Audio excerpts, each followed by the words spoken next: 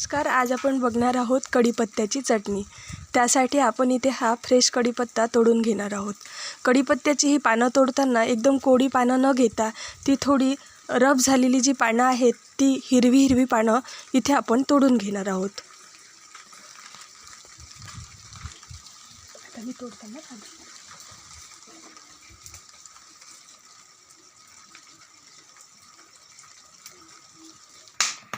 आता ही कढीपत्त्याची पानं आपण दांडीपासून वेगळी करून घेणार आहोत.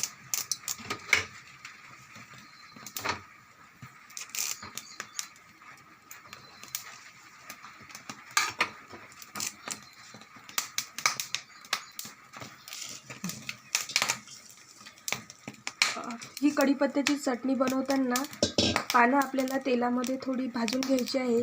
त्यामुळे याचं जे पाणी आहे ते थोडं आधी आपण पुसून घेऊया पानांना आणि नंतर याची चटणी बनवू. इथे आपण कढईमध्ये तेल तापून घेत आहोत आणि त्यानंतर ही पानं त्यामध्ये घालणार आहोत.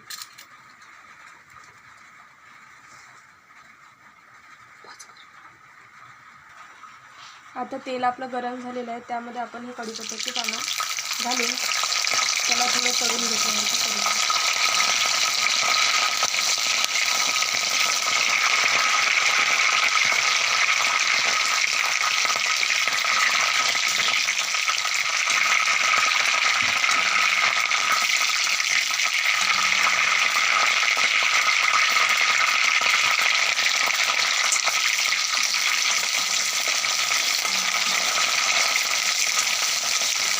ही पानं एकदमच जर आपण पूर्ण पानं टाकली तेलामध्ये तर ती पानं चांगली अशी खरपूस भाजली जातील. म्हणून थोडी पानं आपण इथे भाजून घेणार आहोत तेलामध्ये.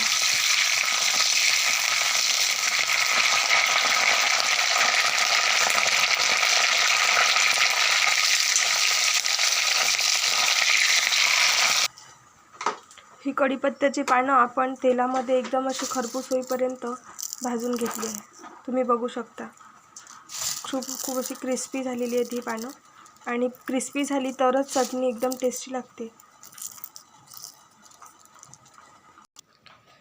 आता या चटणीमध्ये आपण इथे भाजलेली शेंगदाणे टाकणार आहोत आणि लाल मिरच्या भाजून घेतलेल्या आहेत. त्यामध्ये थोडं जिरं घालणार आहोत. चवीनुसार मीठ घालायचं आणि ही चटणी आपण मिक्सरमधून बारीक करून घेणार आहोत.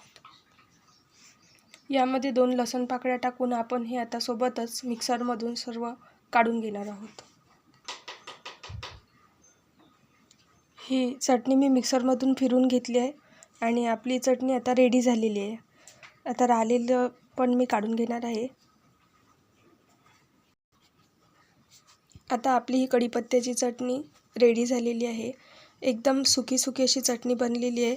ही चटणी आपण 4 ते 5 दिवस वापरू शकतो आणि खायला एकदम टेस्टी आणि आरोग्यालासुद्धा अत्यंत चांगली आहे. कारण यामध्ये कढीपत्त्यामध्ये व्हिटॅमिन ई असतं, टेकोफेरॉल, आणि ते आपल्या केसांच्या वाढीसाठी अत्यंत उपयोगी आहे. त्यामुळे कढीपत्ता खाणं हा आरोग्यासाठी चांगला असतो. तुम्हीसुद्धा ही कढीपत्त्याची चटणी ट्राय करा आणि कशी झाली ती मला कमेंट्समध्ये कळवा.